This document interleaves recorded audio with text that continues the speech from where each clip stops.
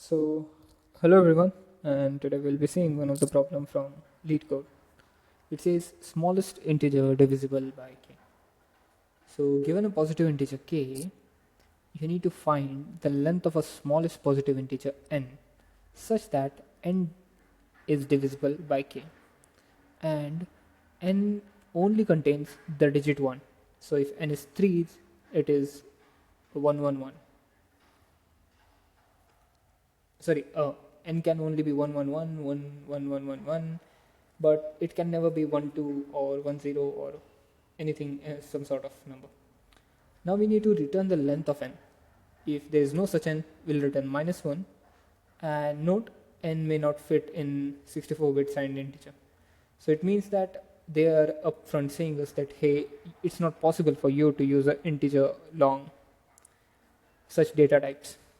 So we need to take a workaround. We have provided a few examples such as k is equal to 1 and the the integer which is divisible by k is 1, which is true.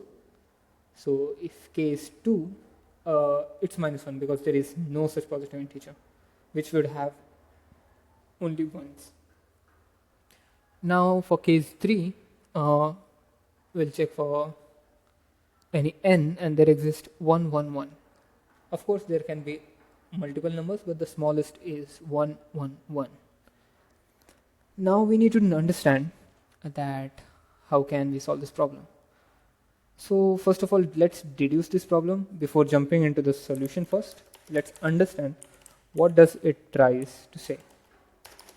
So it tries to say us that there is a number k and we need to find n such that nk modulo k is 0.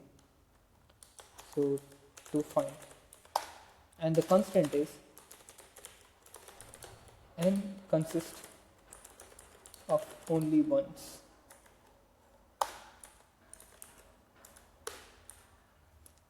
Now with this thing in our mind, we know that the number or n can be either 1, 1, 1, 1, 1, 1, this and so on and so forth. That means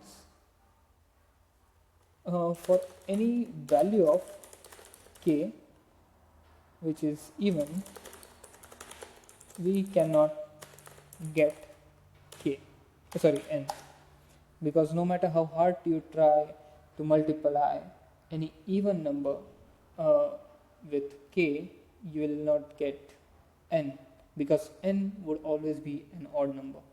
Same goes for k modulo 5 or k like 5, 10, 15, 20 and so on.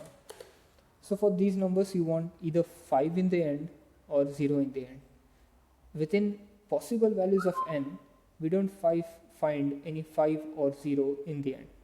So whensoever we can deduce that, hey, if our, so I can tell that, okay, if I'm having any of the value like which is even or k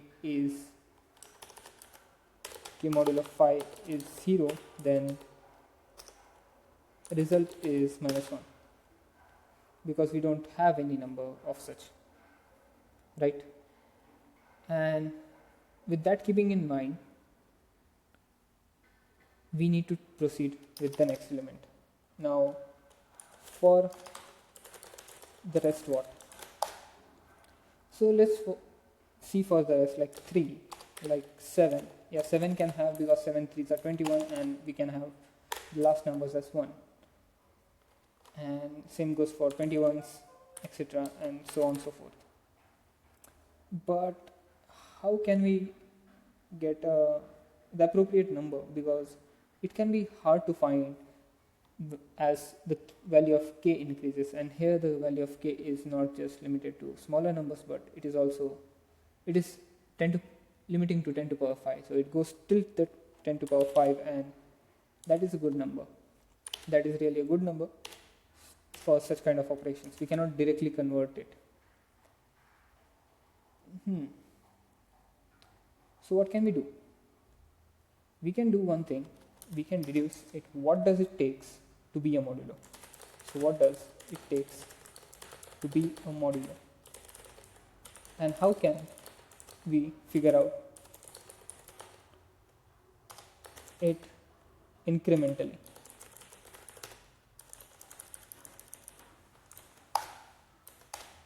So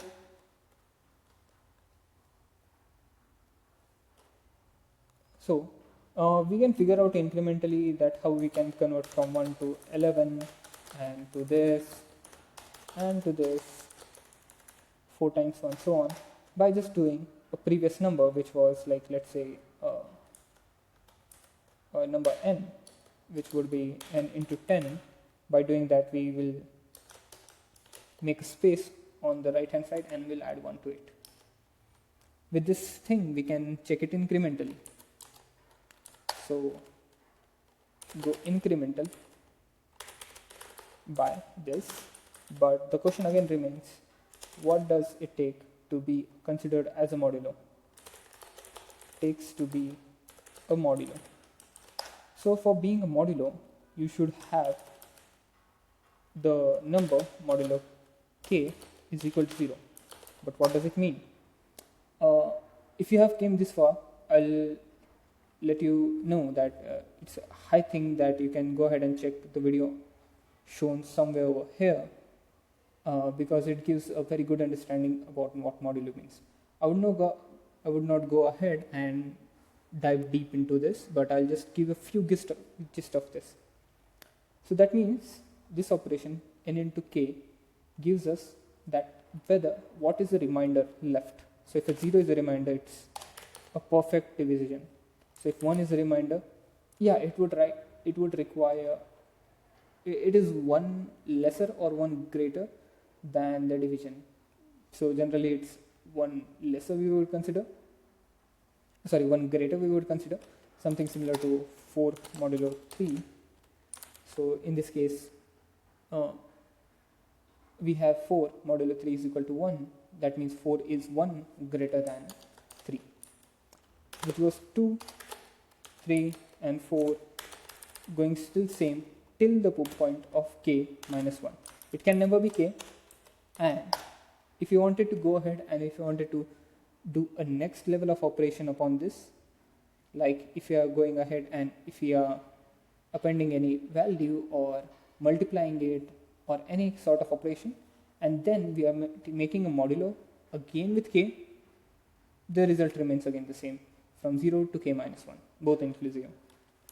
So what I'm saying is, we can have incremental numbers. Let's go ahead with understanding the mod and update the incremental numbers with result of mod. So we can just go ahead, do this operation, and like we know that if it is two steps away, then in the next iteration it might be just no step away. It depends on the value of k, what k is again, but let's check it once, one by one. First thing first, we know that for k even and modulo 5, there is no possible outcome. So if k is even or k is of modulo 5, return -1 because there would be no answer remaining to it.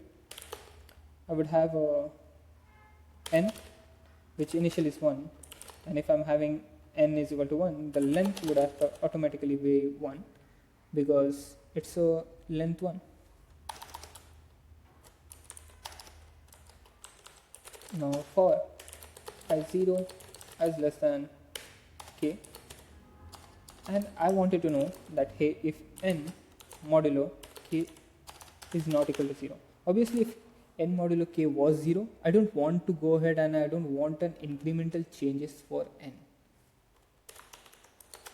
So this loop is for incremental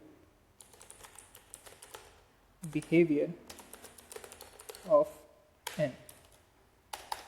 Now I would go ahead and check that, hey, update the value of n incrementally. We have discussed it how well we will do this, and since I am increasing the length, the resultant value would be length plus plus. Again, the value of n can go way beyond the integer capacity, so that's the reason I'm going ahead with a mod. So n is equal to n mod k, and I'm taking the mod of n. I need to check that, hey, if n mod k is 0, which is already been done over here, and once I understand that, once n is 0, that means n modulo k is 0, I'll break out of the loop, and once I'm out of the loop, I'll return the length. Let's run this loop to understand that, hey, okay, there are a few test cases which I have added, and it has ran successfully. So it compiles well with a bunch of test cases like this and this. So let's check with the rest of the test cases. Our code compiles well. Let's see how it goes. So yeah, it works very well. It is very closely related to how we have computed division by 3. If you have not visited that, I would highly recommend you all to go ahead, check this one out by clicking the video on your right, and I will see you in the next one.